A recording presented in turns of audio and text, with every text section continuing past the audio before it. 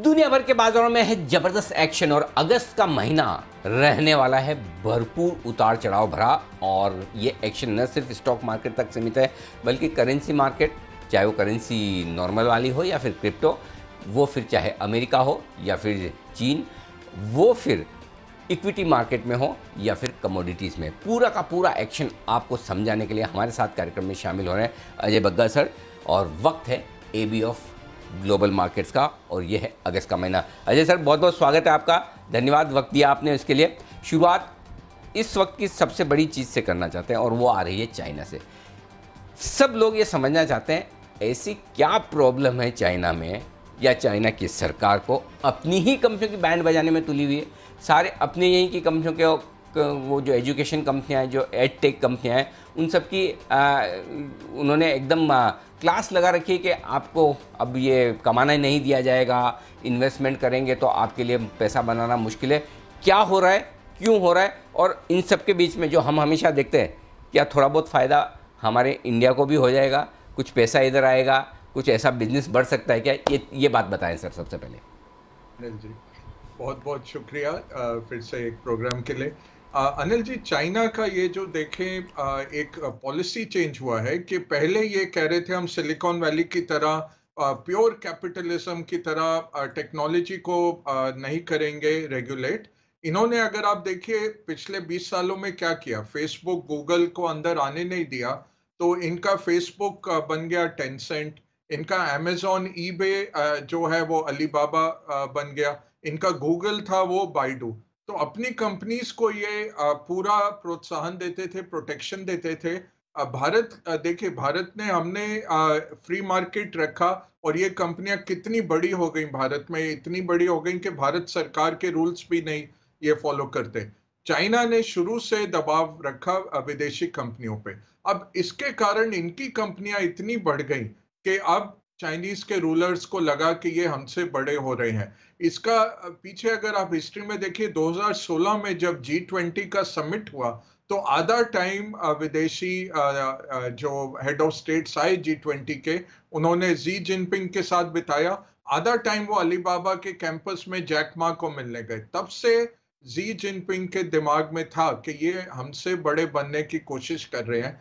पिछले अक्टूबर में Jack Ma, जो अलीबाबा के फाउंडर हैं, उन्होंने एक स्पीच में कहा कि चाइना के रेगुलेटर सब ओल्ड स्कूल के हैं और वो हमें आगे बढ़ने नहीं देते, और चाइना के बैंक्स तो पॉन ब्रोकर की तरह हैं, दलाली करते हैं।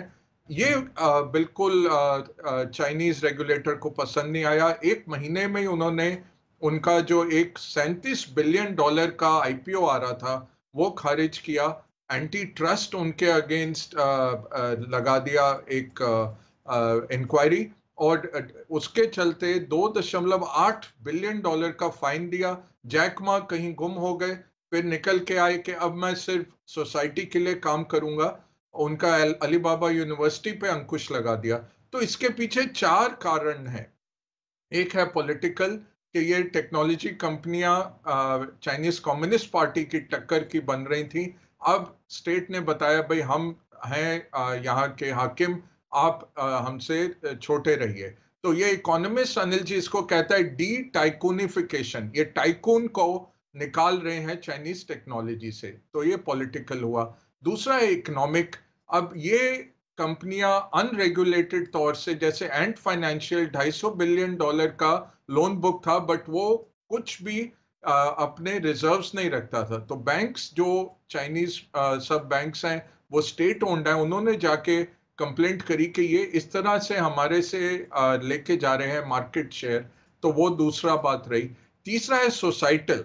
अब चाइनीज सोसाइटी में ये बहुत हो रहा था कि हमारा डेटा हर जगह जा रहा है और विदेशी नागरिकों के पास जा रहा है। हमारी जो बड़ी कंपनियां हैं वो अमेरिका में लिस्टेड है। चाइनीज 100 ऐसी टेक्नोलॉजी कंपनियां हैं जो गोल्डन ड्रैगन इंडेक्स कहते हैं इसको अनिल जी, $2 ट्रिलियन का हो गया था, 100 ऐसी कंपनियां। तो चाइना में ये बहुत चल रहा था कि हमारा पैसा विदेश में जा रहा है, कि विदेशियों को फायदा हो रहा है हमारे कंजम्पशन से। तो ये था। और चौथा रहा डेटा का कंट्रोल। ये चाइनीज कम्युनिस्ट पार्टी को चाहिए कि मेरे पास सारा डेटा रहे, और ये ग्लोबल एक ट्रेंड है। जैसे यूरोप ने भी जीडीपीआर निकाला पिछले साल, कि प्राइवेसी डेटा, भारत में भी हम कोशिश कर रहे हैं कि ये बड़े दिग्गज अमेरिकन कंपनीज यहीं पे डेटा सेंटर लगाएं और हमारा डेटा कहीं ना जाए। तो ये डेटा कॉलोनाइजेशन के खिलाफ भी मुहिम है। तो ग्लोबल इशू था, पॉलिटिकल इशू था, इकोनॉमिक और सोसाइटल। इसके चलते क्या हुआ, जो ये 2 ट्रिलियन का गोल्डन ड्रैगन इंडेक्स था वो 1 ट्रिलियन पे आ गया। तो लगभग भारत का जो 3 ट्रिलियन का मार्केट है, अगर उसका 1/3 निकल जाए, वैसा इम्पैक्ट आया। पूरे इमर्जिंग मार्केट्स को ये हिला गया। और आपका दूसरा प्रश्न अनिल जी कि ये भारत के लिए अच्छा है क्या, अगर आप इमर्जिंग मार्केट इंडेक्स देखें, एमएससीआई ईएम इंडेक्स देखें जो -3% है, इस साल में रिटर्न नहीं दिया चाइना के कारण, 37% उसमें अनिल जी चाइनीज कंपनियां हैं। भारत की कंपनियां 9.9% हैं। रिलायंस और इन्फोसिस सबसे बड़े हैं। तो पिछले हफ्ते मैं देख रहा था जिस तरह से तेजी से विदेशी निवेश निकल रहा था, और रिलायंस अच्छे नतीजे, अच्छी रुझानों के बावजूद हम देख रहे थे बिकवाली हो रही है। एचडीएफसी ट्विंस में बिकवाली हो रही है। बड़ी कंपनियां हमारी क्यों गिर रही थी? क्योंकि हमारे यहाँ जो पैसा आता है ज्यादातर ईटीएफ से आता है, और ईटीएफ चलते हैं एमएससीआई या फुटसी, इस तरह के इमर्जिंग मार्केट इंडेसेस में, और उसमें सबसे ज्यादा जो वेटेज है वो चाइनीज कंपनियों का है। तो जब बिकवाली आई, लोगों ने जब बेचे, उन्होंने ये नहीं देखा कि चाइनीज कंपनियां ही बेची, वो हेज फंड्स ने चाइनीज कंपनियों से पैसा निकाला। बट ईटीएफ जब बिके, उसमें भारत का जो 10% का हिस्सा था वो भी बिकने लग गया, और हमने देखा कि हमारे यहाँ से 23,000 करोड़ पिछले महीने में, जुलाई में पैसा निकला। अगर फ्राइडे को देखे, 3,800 करोड़ का इतना भारी भरकम पैसा आउटफ्लो हुआ फॉरेन निवेशकों से। मैं तो इसको लिंक करूंगा, ये चाइनीज डोमिनेटेड ईटीएफ है, उनसे ये निकला होगा। क्या आगे चल के हमारे यहाँ निवेश आएगा? बिल्कुल आएगा, क्योंकि लोगों ने देखा कि आप निवेश करके बिजनेस तो बांध लें चाइना में, बट वो जो डोर है वो चाइनीज कम्युनिस्ट पार्टी के हाथ में है, और उनके जब भी उनका दिल चले वो बिल्कुल बर्बाद कर सकते हैं अपनी कंपनियों को। उनको लंबा खेल खेलना है, लॉन्ग गेम वो खेलते हैं। छोटा टाइम में अगर उनका मार्केट भी गिरता है, जैसे 2015 में उन्होंने किया, पूरा ग्लोबल मार्केट हिला दिया, टाइम टाइम पे वो ये एसाइक्लिकल चीज करते हैं। और एक आखिरी बात दिमाग में रखनी है कि एंटी ट्रस्ट भारत में या अमेरिका में जब होता है, वो कंज्यूमर के हित में होता है कि कंपटीशन बढ़े, कोई अगर मोनोपोली तो नहीं बना रहा। चाइना में एंटी ट्रस्ट जो है वो गवर्नमेंट के हित में है। तो हुवाई या ZTE जो टेलीकॉम इक्विपमेंट बनाते हैं, और जो चाइनीज गवर्नमेंट कंट्रोल्ड हैं, इतनी देशों में उनको बैन किया गया, भारत ने भी बैन किया है या देख रहा है भारत बैन करने में, उनके ऊपर कुछ एक्शन नहीं हुआ है। कंज्यूमर कंपनीज पे एक्शन हुआ है, क्योंकि गवर्नमेंट को डेटा का कंट्रोल चाहिए। गवर्नमेंट को जैक मा जैसे टाइकून नहीं चाहिए जो कि जी जिनपिंग का तख्ता हिला सकते हैं, और गवर्नमेंट को इस तरह की कंपनियां चाहिए जो बिल्कुल अपने सारे रिकॉर्ड्स पहले गवर्नमेंट को दें और फिर कुछ और काम करें। ये चाइना का मूलभूत कारण है अनिल जी। ठीक बात है। तो ये है आपके लिए सारे कारण। लेकिन अब आपने डेटा की बात की, डेटा के साथ साथ एक और बात करनी है, और वो करनी है डेल्टा की। वो डेल्टा वेरिएंट अब अमेरिका में फिर से थोड़ी परेशानी होती दिख रही है। 1 लाख नए केस आ गए हैं। क्या वाकई में ये कोरोना का जो पता नहीं तीसरी मानेंगे, वहाँ पे तीसरी वेव होगी मेरे ख्याल से, तो क्या ये परेशान कर सकती है? क्या मार्केट पर इम्पैक्ट आ सकता है? कैसे देख रहे हैं आप इसे सर?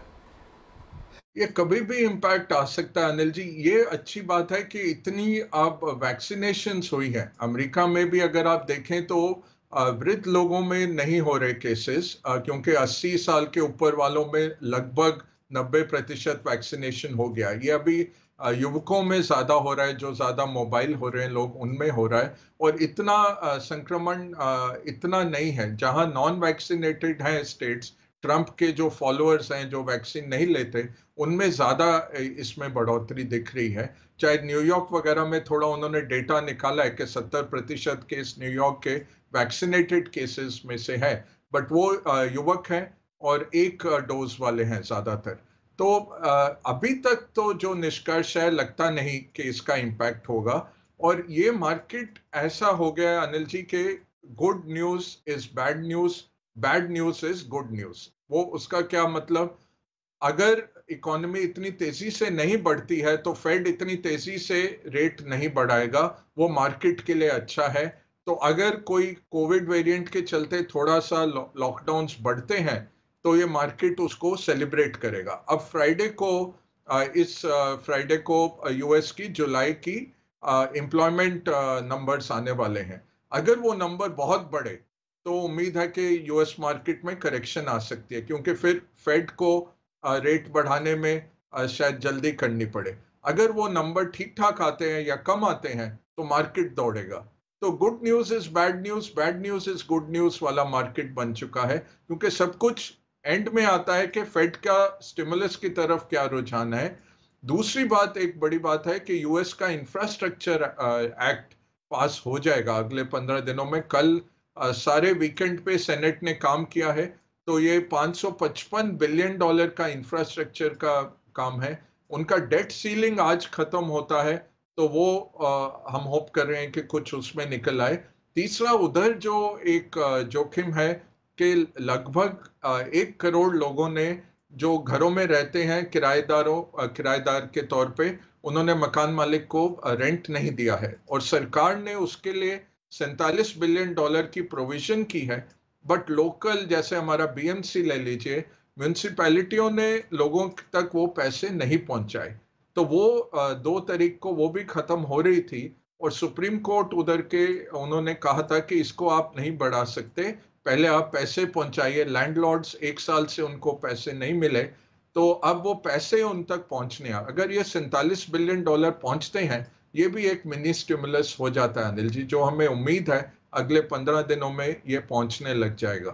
तो ओवरऑल कोविड का खतरा जरूर है और वही अंकुश लगाता है, बट अगर कोविड बढ़ता है तो स्टिमुलस जारी रहता है और देर तक। मार्केट्स इसको इस तरह देखेंगे, और 2 वेव्स झेल चुके हैं मार्केट, उससे उभर चुके हैं। तीसरी वेव से इतने वो घबराते नहीं है मार्केट्स, इसलिए।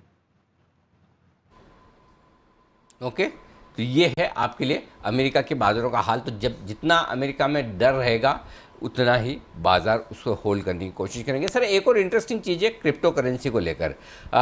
क्रिप्टो करेंसी को लेकर काफ़ी डेवलपमेंट हो रहे हैं। ऐसा लग रहा है कि अब ज़्यादा फंड्स एक्सेप्ट करने के मूड में कि हाँ भाई, क्रिप्टो करेंसी को इग्नोर नहीं कर सकते हैं। क्या कुछ ग्लोबल डेवलपमेंट हो रहे हैं? वापस से बिटकॉइन $40,000 पे भी आ गया है। ज़रा इसके बारे में बताएं सर। जी बिल्कुल अनिल जी, देखिए, तो ये जो प्राइवेट बैंक्स हैं, गोल्डमैन, जेपी मॉर्गन जैसे, इन्होंने जब अपना सर्वे किया तो ज्यादातर इनके कस्टमर्स निवेशित हैं बिटकॉइन में। तो अब क्या है, गोल्डमैन एक ईटीएफ जारी कर रहा है बिटकॉइन पे। जेपी मॉर्गन ने कहा कि हमारे सारे कस्टमर्स अब बिटकॉइन में इन्वेस्ट कर सकते हैं हमारे थ्रू, हम फंड भी लॉन्च करेंगे इसके लिए। तो ये इतनी बड़ी कंपनियों का जो बूस्ट ऑफ कॉन्फिडेंस आया, उससे इस क्रिप्टो मार्केट को संभलने में बहुत एक आसानी रही। तो ओवरऑल क्या है अनिल जी, बिटकॉइन का मार्केट या क्रिप्टो करेंसी का मार्केट एक आप कह सकते हैं कि डाइवर्जेंट मार्केट है। एक तरफ तो है कि चोरी चकारी के कॉइन्स जो लोग ओवरनाइट इशू करते हैं, 1.5 लाख डाल के उसको पंप अप करते हैं, पैसे निकाल के भाग जाते हैं। 10,000 कॉइन्स हैं, और ऊपर के आप कह सकते हैं कि 100 कॉइन्स हैं जो थोड़े पुराने हैं। बिटकॉइन सबसे पुराना है, जिसपे लोगों को थोड़ा कॉन्फिडेंस है और पैसा उधर जा रहा है। मैं फिर भी कहूंगा इंट्रिंसिक वर्थ, कोई फंडामेंटल उसका नहीं है, कोई कैश फ्लो उसका नहीं है। जब तक सेंटिमेंट चलेगा तो ये चलेंगे, और इनका रिप्लेसमेंट आएगा। जैसे चाइना ने अपना डिजिटल कॉइन बनाया है, भारत भी बनाएगा, अमेरिका भी बनाएगा। तो सब राष्ट्र ये नहीं चाहेंगे कि हमारा करेंसी किसी थर्ड पार्टी के हाथ चला जाए या प्राइवेट पार्टी के पास चला जाए। ओवर टाइम ये क्रिप्टो करेंसी रिप्लेस हो जाएंगे डिजिटल सॉवरेन करेंसी से। तो छोटे टाइम के लिए, अगले 1-2 साल के लिए शायद ये चले, और आप कुछ पैसा इसमें डाल सकते हैं। छोटा पैसा रखिए, क्योंकि हमें भी नहीं पता भारत में लोकसभा में बिल इस मॉनसून सेशन में तो नहीं आ रहा, तो रेगुलेटर की क्या मंशा है भारत में? सुप्रीम कोर्ट की एक व्यू है, रेगुलेटर की दूसरी व्यू है, सरकार की क्या व्यू है वो कहना मुश्किल है। बट बहुत लाखों भारतीय इसमें पैसे डाल रहे हैं। ये जरूर देखिए, बेसिक वैल्यू कुछ नहीं है जब तक सामने कोई खरीदार रहेगा। वो हम इसको कहते हैं ग्रेटर फूल थ्योरी, कि आपसे बड़ा कोई बेवकूफ है जो खरीदता रहेगा तो इन सब की वैल्यू रहती है। जब सब बेचने आ जाते हैं तो कोई वैल्यू नहीं रहती। ये डर है जरूर इस तरह का। इसके पीछे जो टेक्नोलॉजी है वो अच्छी है, ब्लॉकचेन और फिनटेक की जो टेक्नोलॉजी है वो हम देख रहे हैं। और ये भारत में भी हमने देखा है, जिस तरह के टेक की लिस्टिंग हो रही है। टेक्नोलॉजी अच्छी है, प्रोडक्ट क्वेश्चनेबल है। अब बड़ी कंपनियां इसको ऑफर कर रही हैं, देखते हैं कितना दूर तक जाता है। थोड़ा पैसा लगा सकते हैं बट वो बिल्कुल गैम्बलिंग मनी होना चाहिए, ताकि वो अगर डूब भी जाए आपको इतना हानि ना हो। सर, ये ग्रेटर फूल थ्योरी को नाम ऐसा लेस इंटेलिजेंट थ्योरी भी दे सकते हैं, मतलब कि हम अपने जो खरीदता वो तो अपने आप को समझदार ही समझता है, बोलता है मेरे से कम समझदार वाला आएगा वो ले जाएगा। हाँ, but from other side of the table greater fool theory ठीक है ना सर? सही बात है अनिल जी, वैसे होना यही चाहिए, मेरे से कम समझदार कोई आ जाएगा। ये सुनने में, बट ये अब आगे वो पढ़ते आए फूल, हैं, यही हिस्ट्री है। ठीक बात है, सुनने में फूल थोड़ा सा ऑफेंसिव वर्ड लगता है ना वैसा उसे। अच्छा सर, एक और चीज़, पहले कच्चे तेल में तेजी हुई, फिर बाकी मेटल्स में तेजी हुई, मतलब कमोडिटीज़ में एक एक करके सब में हो रही है, फिर हम मतलब शुगर में हो गई। अभी पिछले हफ्ते, माफ़ कीजिएगा, पिछले महीने कॉफ़ी के दाम 40-45% बढ़ गए पूरे साल में। चावल में तेजी है। अच्छा, अभी एक चीज़ मैंने सुना है, सही पता नहीं, ऑरेंज जूस के दाम भी बढ़ रहे हैं, मतलब वहाँ भी तेजी बिल्कुल। हो रही है। अब सर नेक्स्ट किसका नंबर है ये बताइए? वो देखिए, मक्के की कीमत बढ़ रही है, कनक की कीमत बढ़ रही है, गेहूं की, और ये सब। तो अभी ऑरेंज जूस की कीमत बहुत बढ़ गई अनिल जी, 2011 के लेवल्स पे आ गई, कि कैलिफोर्निया वगैरह का सूखा चल के शायद उत्पादन ना हो ऑरेंज जूस का, और वो बढ़ गया। तो कमोडिटी सुपर साइकिल है जो हम फरवरी से कहते आ रहे हैं आपके शोज में, बिल्कुल भयंकर सुपर साइकिल है। एक मैं पढ़ रहा था, एनालिसिस आया, एंग्लो अमेरिकन करके कमोडिटी कंपनी है, बहुत बड़ी है, टॉप 10 में है वो अनिल जी। 2016 में उसका मार्केट कैप केवल $3 बिलियन रह गया था, क्योंकि कमोडिटीज की प्राइसेस इतनी नीचे आ रही थी। $3 बिलियन से वो कंपनी आज के दिन में 14 टाइम ऊपर $55 बिलियन पे आ गई, और इस साल उसका डिविडेंड $4 बिलियन का है। तो 5 साल पहले जो उसकी टोटल मार्केट कैप की रकम थी 3 बिलियन, उससे ज्यादा वो डिविडेंड इस साल दे रहे हैं, 4 बिलियन का। इस तरह का कमोडिटी का री रेटिंग हुआ है। और इसलिए जो आपने लोगों को सुझाया मेटल कंपनियां भारत में खरीदना, कमोडिटी प्ले, शुगर, ये सुपर साइकिल शुरू हुआ है। और अभी क्या है कि ये डिमांड इतनी पेंटअप है, पैसा इतना छपा है सेंट्रल बैंक्स के तौर से, जो लोगों की जेबों में धीरे धीरे गया है।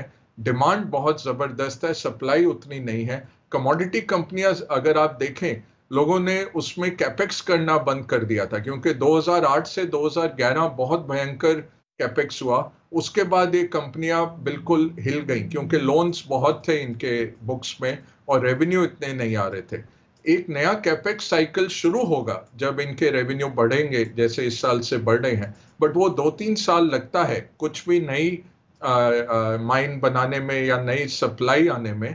वहां तक मार्केट चलता रहेगा। तो इसलिए हम कहते हैं सुपर साइकिल जो 3 से 5 साल चलती है, वो चलना दिख रही है। कॉफी, ब्राजील का पहले सूखा पड़ा, फिर ठंड पड़ गई एकदम जब कॉफी का क्रॉप तैयार था, तो लगभग 1/3 कॉफी क्रॉप कम लग रहा है।